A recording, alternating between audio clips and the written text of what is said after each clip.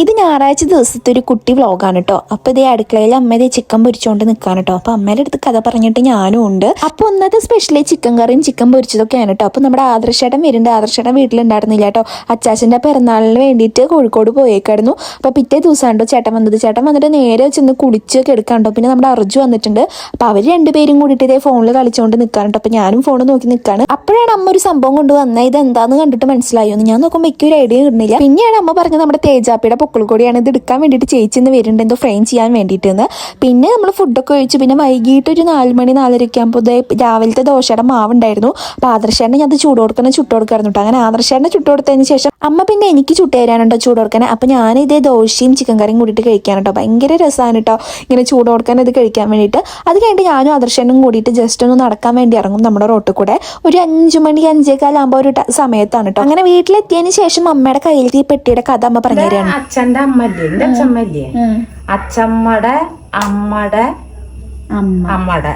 അപ്പോൾ ഈ ഒരു പെട്ടി 5-6 തലമുറ പഴക്കമുള്ളതാണ് കേട്ടോ. അപ്പോൾ അമ്മ അത് എടുത്ത് വെച്ചിട്ടുണ്ടെങ്കിൽ അമ്മ എനിക്ക് തരാം, നീ അത് എടുത്ത് വെക്കണം എന്നൊക്കെയാട്ടോ പറയുന്നത്. പിന്നെ നമ്മുടെ മാളും ദേവൂട്ടനും വന്നിട്ടുണ്ടായിരുന്നു. അപ്പോൾ നമ്മളിത് എല്ലാവരും കൂടിയിട്ട് ഉമ്മർത്ത് ഇങ്ങനെ കുറേ നേരം വർത്താനം പറഞ്ഞിരിക്കും കേട്ടോ. അപ്പോൾ ഈ ഒരു ടൈം ഭയങ്കര രസമാണ് കേട്ടോ. നമുക്ക് കൂടുതൽ വൈകുന്നേരങ്ങളിലാണ് നമ്മളിങ്ങനെ ഇരിക്കാറ്.